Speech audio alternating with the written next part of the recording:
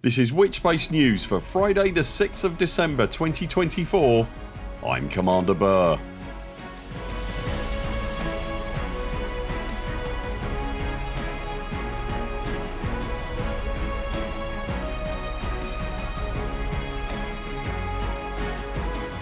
In Elite Dangerous news this week, Chrome and Gold Paintjobs have arrived in the store.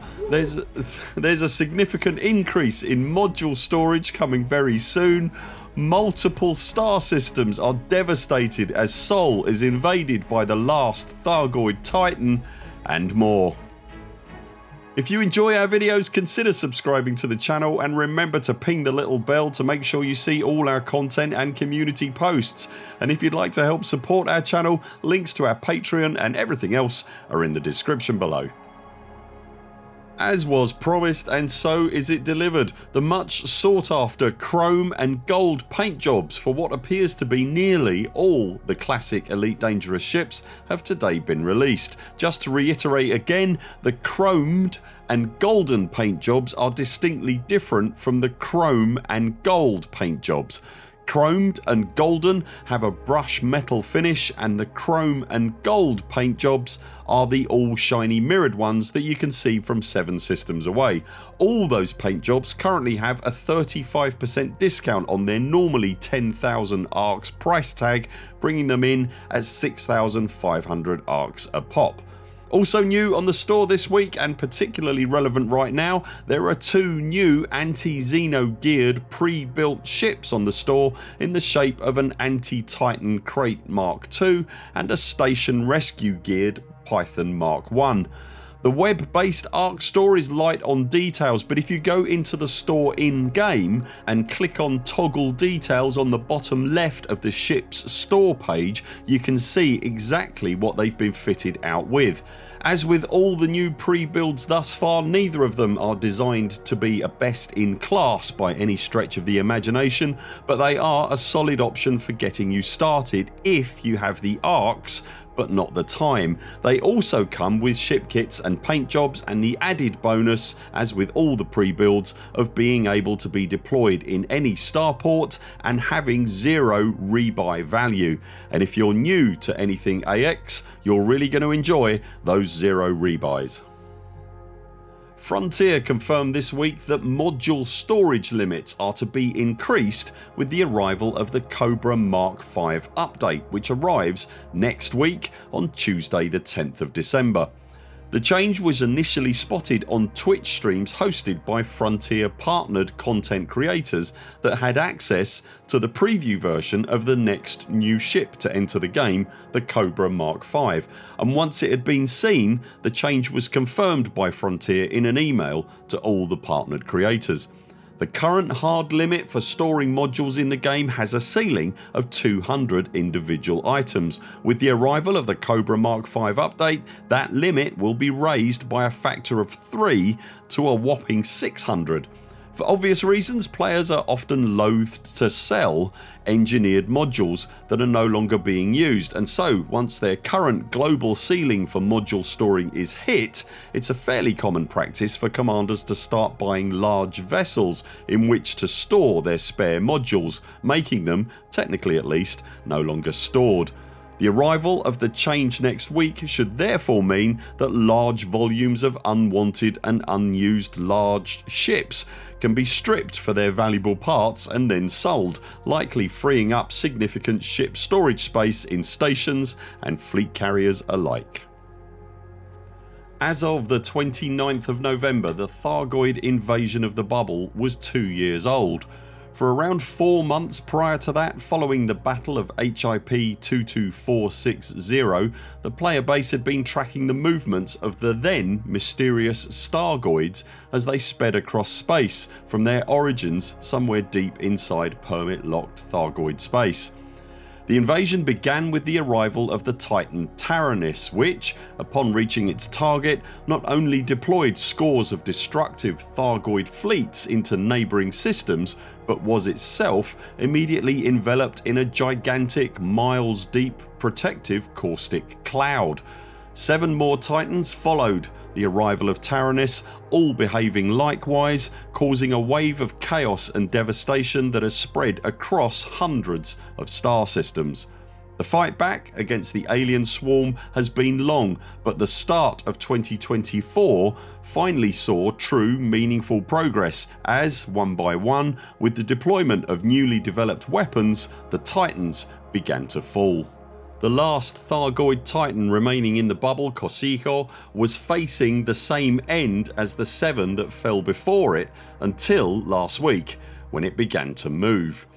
Once again taking the form of a Stargoid, the gigantic alien mothership sped toward its target, sweeping up all the invading Thargoid fleets left in the bubble in its wake.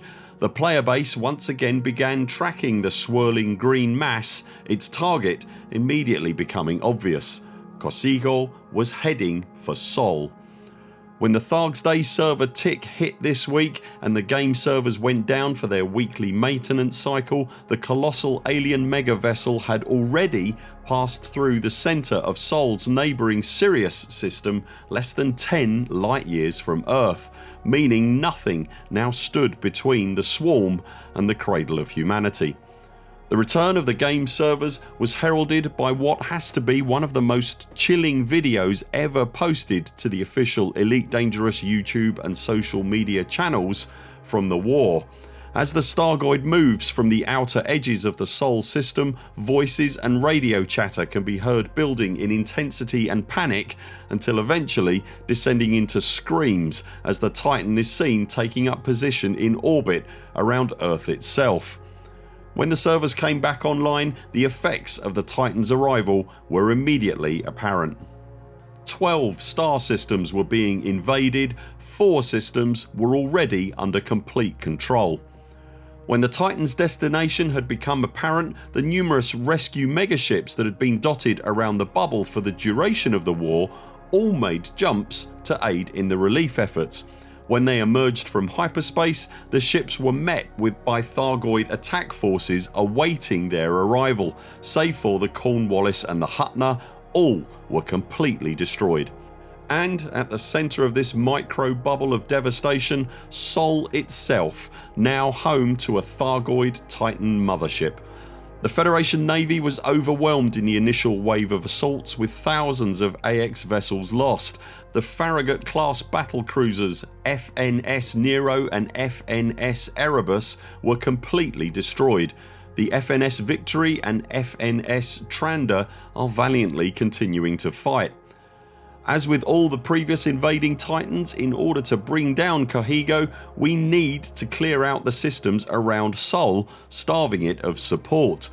During the rest of the war, clearing out 25 systems in a week is not at all unheard of, so technically speaking the 16 systems bolstering the Titan shouldn't present too much of a problem, particularly with the extra engagement from the community as a whole right now. But it's not yet obvious if what we're facing is a regular cycle, so set your expectations accordingly.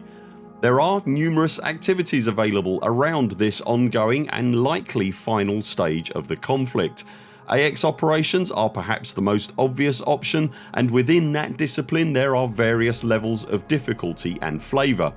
If you yearn for the times seen around the Battle of HIP 22460 in the build up to the Proteus event, then the surviving Farragut battlecruisers in Sol will give you a taste of that as they engage the Thargoid hostiles alongside you. There are also evacuation and hauling missions available, or you can recover black boxes and escape pods from affected systems. We've also seen the return of the long missing surface AX reactivation missions that feature Odyssey ground settlements patrolled by Revenant and Banshee drones. If you activate all your Thargoid war filter options on the galaxy map and then click on any one of the affected systems, the map itself will tell you what activities will be effective in that system. Suffice to say, hyperdictions and interdictions are rife in and around Sol right now. If you're not looking for that particular fight, then speed alone is normally your best defence. If you're running passengers or escape pods, you can expect attention from Thargoid scythes. Running electronic countermeasures in your utility slots will be enough to spoof their FSD disruption missiles and hatchbreaker limpets, giving you enough time to make good and escape. Here at the Buur Pit last night, we were fighting around the megaship Oren Miller in the Duamta system, while other commanders were running evacuation, haulage and AX reactivation missions to and from the beleaguered vessel. It was far and away some of the best AX gameplay I've yet encountered in this game. To get a look at the overall progress of the invasion, then check out the excellent DCoH website, which is linked below. There you'll see at a glance how far the efforts in a given system have progressed and where your help might best be targeted as the situation evolves.